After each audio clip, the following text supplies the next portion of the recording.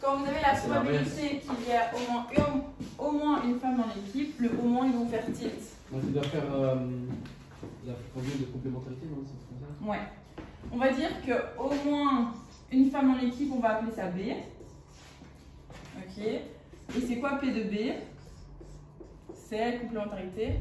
1 moins P de B avec la petite barre dessus. Ouais. Et c'est quoi en fait, c'est facile, tu fais juste 1 moins 1 sur 3. Ouais. Mais c'est quoi P de B en français? Juste B barre en français. Je sais pas. C'est quoi le complémentaire de B en français? B c'est au moins une femme dans l'équipe.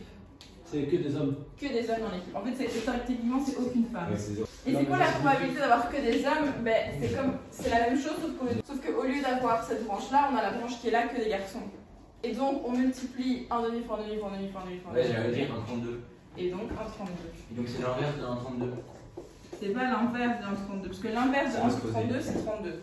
C'est pas non plus l'opposé, parce que l'opposé de 1/32 c'est moins 1/32. Ouais. Mais c'est 1 moins 1/32, donc 31/32. À ma connaissance, ça n'a pas un nom spécifique. Mais c'est ni l'inverse ni l'opposé. Hein, on lance 2 fois de suite un dé non truqué dans les phases numérotées de 1 à 6. Quelles sont les informations importantes d'abord? Un dé non truqué avec une numérotée 1 dans 6 quoi. Ouais, donc c'est chaque. Alors ça c'est important. Des non truqués c'est important. 1 c'est important, mais il y a encore une information importante. 2 fois de suite. 2 fois de suite. Et donc donc quand on vous demande de représenter la situation, là ce qu'on vous demande c'est d'écrire oméga en fait. Hein. Mais pour résoudre après les exercices ensuite, quelle technique on va utiliser? Diagramme de Venn, arbre, tableau, autre chose? Moi je dis un arbre. Pourquoi? Parce qu'il dit tout le temps. Non, parce que c'est le logo de la smile, du coup je me dis, tu vois, genre. Bah, comme ça on peut faire les deux, genre tac tac, et puis t'as encore genre. Non? Et pourquoi? En vrai, ça serait peut-être trop. Non, ce serait trop grand. Non, c'est ça. ça. Pourquoi? Non, c'est bien, c'est la bonne réponse, t'inquiète, vas-y, go. Go ahead. Je sais pas expliquer, mais je pense que ça. Parce qu'on vous dit qu'on lance 2 fois de suite un dé. Ça veut dire qu'il y a une idée de succession. Ouais, ce que je dis. Comme tantôt, un homme et une femme, il y avait une succession de 5 positions. Première chaise, deuxième chaise, troisième chaise. Ici, on a 2 fois de suite un dé, donc on a premier dé, deuxième dé. Ok? Et donc ça, c'est important. Et quand on a une succession, on a un arbre. C'est toujours comme ça. Quand il y a une succession, il y a un arbre. Oui, mais quand vous voulez représenter toutes les possibilités. C'est très réel, hein, parce que quand il y a une succession, donc il y a l'héritage, il y a tout l'arbre généalogique qui revient. Tu peux le penser comme ça. Bah, c'est un bon moyen mémotechnique. Si tu veux retenir ça comme ça, c'est un bon moyen de technique de retenir. Maintenant, vous avez plus d'excuses pour oublier.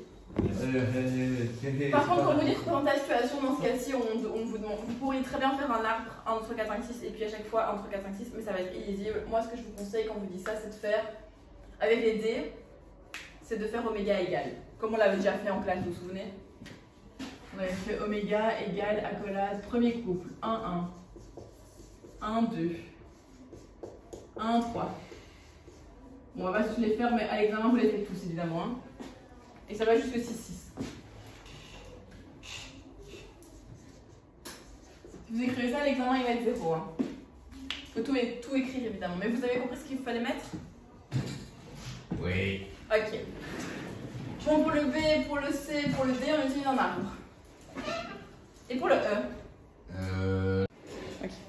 Donc, on a obtenir un seul nombre pair et obtenir un seul multiple de 3 et au moins c'est indépendant. Quelle formule on utilise pour savoir ça? Comment est-ce qu'on fait? L'intersection. Non, ça dépend de pourquoi par intersection. Bah, la formule de l'intersection pour définir l'indépendance. Ah oui, ok, alors oui. On fait un arbre. P de A inter B qui est P de A fois. Mais non. Fois donc on a l'intersection qui est égale à la multiplication ici, ok. Et cette formule, elle est valable que quand on est indépendant. Le mot ici indépendant est super important. Mais en effet, pour vérifier cette formule-là, on va devoir utiliser les arbres. L'arbre. Généalogique. On va devoir utiliser les arbres. Je l'avais dit. Mais c'est bien ce que moi je te regarde en disant ça. Arbre. Parce que comment est-ce qu'on va trouver P de A? Bon, on va calculer P de A. Ça c'est A. Ouais, il faut le malin, qu'est-ce que tu chies?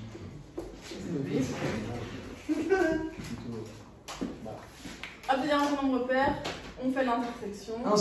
Et un seul multiple de 3. Et alors quand c'est et, on fait l'intersection.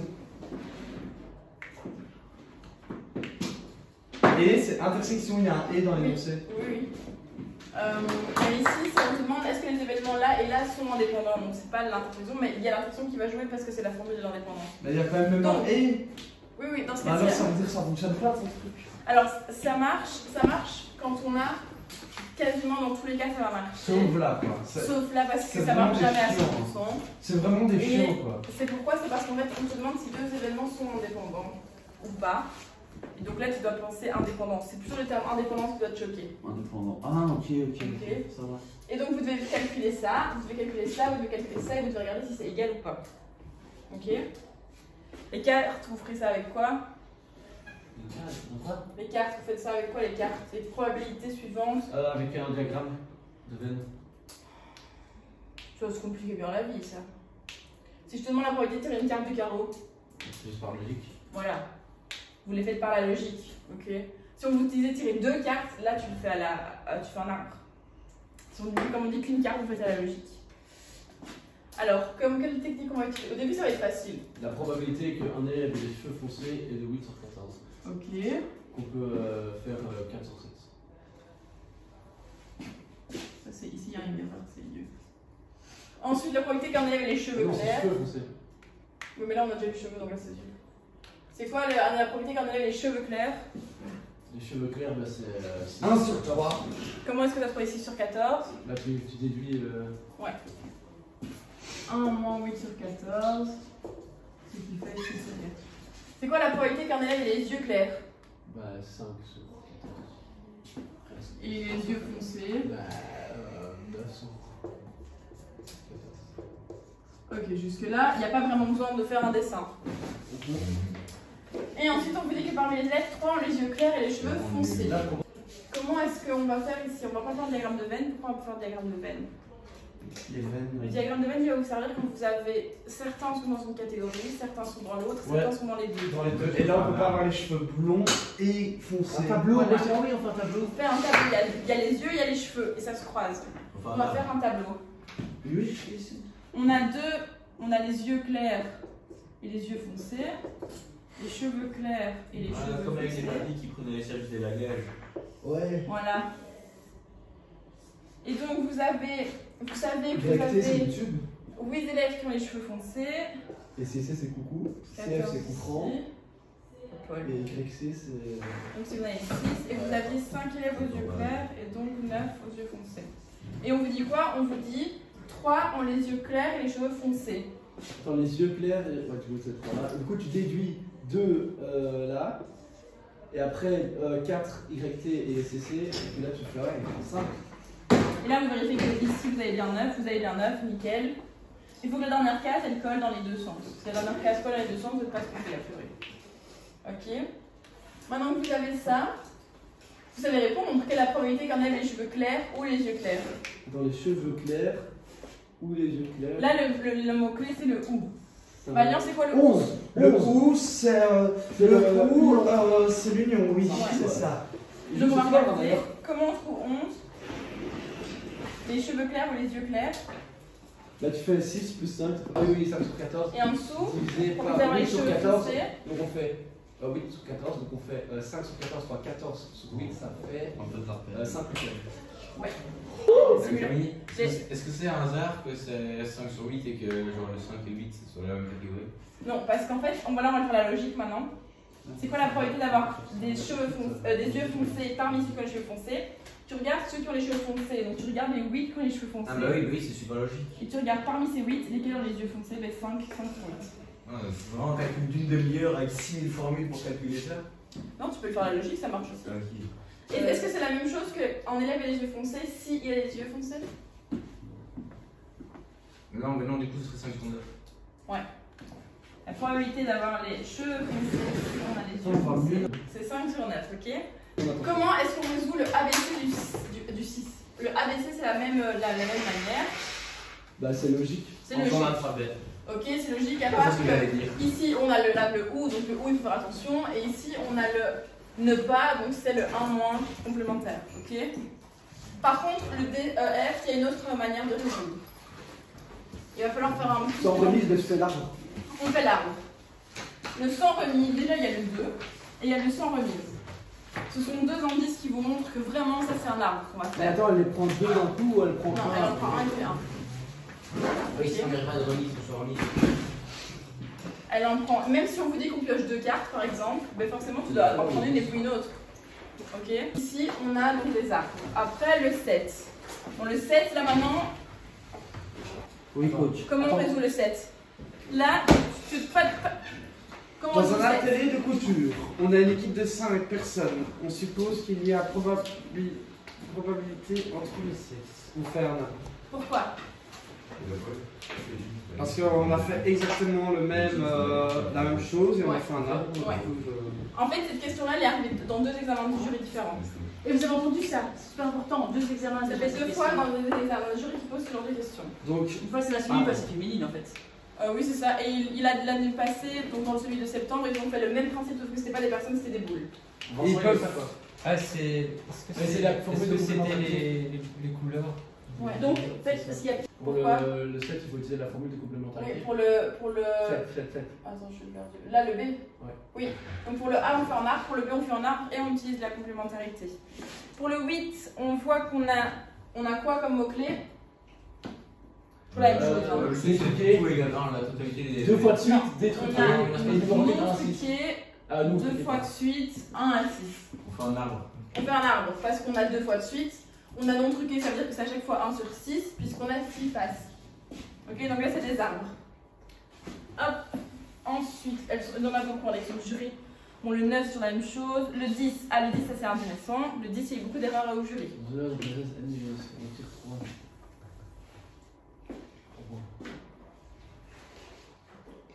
Donc on prend une. Pourquoi?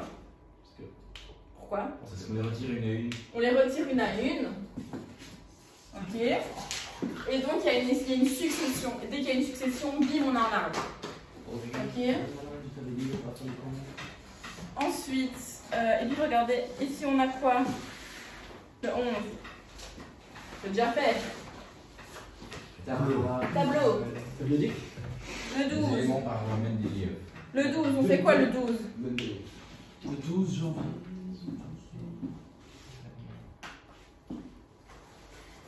Totalité des sommes égale 1 et du coup là c'est faux.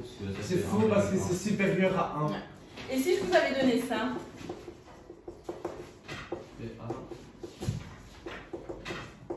Est-ce que les deux sont incompatibles? Non, ils sont compatibles, c'est entre 1. On ne sait pas dire. Parce qu'il n'y a pas assez d'informations. Il n'y a pas les informations. Parce que regardez, supposons qu'on ait un dé à 10 faces. Ok? Et que je vous dis A c'est 1, 2, 3. Mais du coup, la probabilité de A c'est bien 3 sur 10. Si je vous dis B c'est 1, 2, 3, 4. C'est bien 4 sur 10 et c'est compatible. Ok? Mais si je vous dis B c'est 7, 8, 9 et 10, ben c'est toujours 4 dixièmes, mais c'est incompatible. Donc quand ça fait moins que 1, on ne sait rien dire. Par contre, quand ça fait plus que 1, d'office, il faut qu'il y ait un moins P de inter B qui vienne ramener la probabilité à une valeur raisonnable. Ok, parce qu'une probabilité de 1,1, on ne peut pas. Donc il faut qu'on redescende, par exemple, l'intersection, elle pourrait valoir 0,2 ou 0,3. Vous voyez, on ne sait pas trop, mais pour ramener la probabilité en dessous de 1. Ça va? Oui. Et puis, on vous parle d'ici, ce sont des exercices où vous n'avez pas de contexte, donc vous savez que ça va être de la manipulation de formule. Ok, pas de contexte, d'office c'est de la manipulation de formule. Ensuite, le 13, vous avez déjà le dessin qui est fait, c'est quoi qu'on appelle ça? Un Venn diagramme. Un diagramme de Venn, ouais. Le 14, on résout ça comment? Un modèle de GSM des grandes On a. entreprises est produit Pourquoi? par deux sous-traitants. Est-ce qu'il y a des successions? Il y a des successions. Pourquoi une succession? Parce qu'on vous dit, on a un sous-traitant A qui est sur 40%, donc vous savez que A c'est 40%. Il y a une suite quoi, vu qu'il y a un Et sous-traitant. On sait que chiffre en B 2%, donc on sait que ici on a défectueux, on a 2%. Et donc vous avez parmi, ok, on sait que chez le sous-traitant B, 2% sont défectueux, donc vous avez un parmi si vous voulez. Ok, c'est un parmi le B, et donc quand vous avez une info et parmi l'info une autre info, surtout en pourcentage, c'est un arbre, ok. Dans les diagrammes de Venn et dans les tableaux, on met pas les pourcentages. Ok, on met surtout pas. Au pire, vous convertissez vos pourcentages en vrai nombre, mais vous ne laissez pas les pourcentages dans les tableaux et dans les diagrammes de Venn. Ok. C'est clair pour tous ça? Ça, c'est très clair. C'est le diagramme de Venn, c'est là? Le diagramme de Venn, c'est les cercles comme ça. Ah, ok, c'est ça. Ok. Alors ici, on a un dé cubique non équilibré. Comment est-ce qu'on résout ça? Avec la totalité des sommes possibles Tu égales. fais P1 plus P2 et puis tu fais Ouais. la différence. Et... Là, on a un dé non équilibré. Et ça, non équilibré, truqué, tout ce que vous Ah, on voulez. comprend quoi. Direct, vous y allez quoi, ok? On y va. Faites attention à bien lire parce que si on vous dit équilibré et pas équilibré, ça va pas du tout être le même type d'exercice. Bah, forcément. Quand De vous... toute façon, si c'est un dé non équilibré, on va le voir dans l'énoncé. Oui, qu'il y vous a- avez le P1, P2, P4, la machin, et ainsi de Je suite. vais vous donner des infos. Alors, le 16, comment est-ce qu'on résout ça? Des pièces présentes. Bah, un arbre aussi, non? Bah, un arbre, ouais. Ouais, un arbre avec des pourcentages. Oui, parce que parmi les pièces, on en a, donc vous savez faire AB, et puis parmi les A qu'on a un défaut, parmi les B, voilà. Ok? C'est comme ces chiffres sucrés mal formés de. C'est exactement le même principe. Ouais, c'est les ok? mêmes. Hein.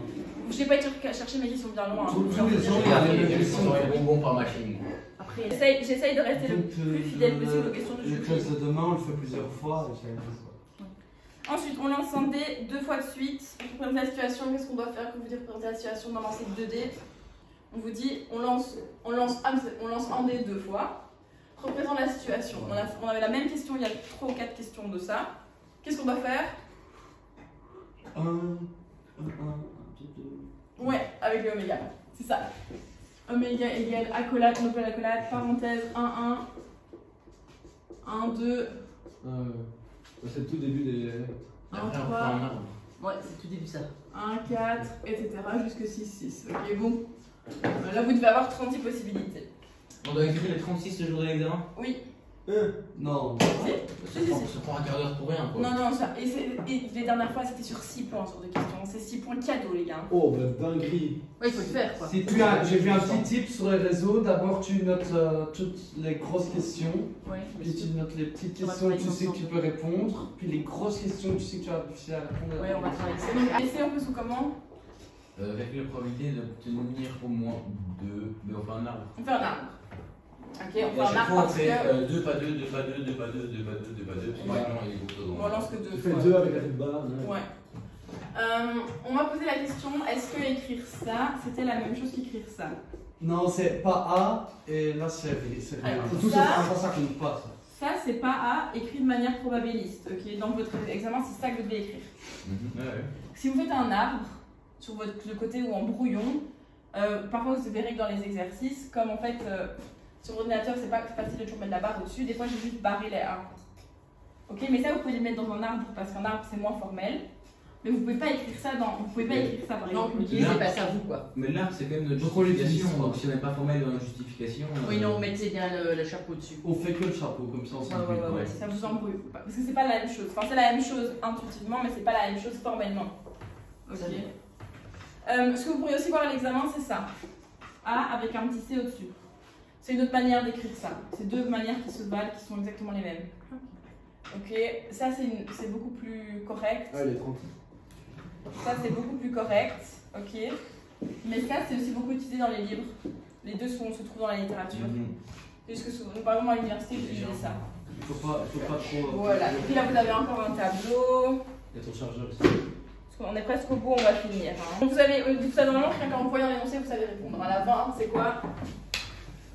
C'est. On fait un instinctivement. Après, Comme écrit. Ça va pas être instinctif. Après avoir révisé la On fait un arbre. On fait un arbre. En fait, il y a souvent des arbres. C'est beaucoup plus d'arbres. On fait un arbre. Vous avez soit de l'urne A, soit de l'urne B. Et pour savoir si on a A ou les B, on a le D. Donc on a d'abord le résultat du D et puis machin. Le 21, c'est un exercice purement théorique. Ok. Et c'est déjà fini. Voilà. Ok, donc là vous avez vraiment les repères à avoir, les mots-clés à récupérer, quoi.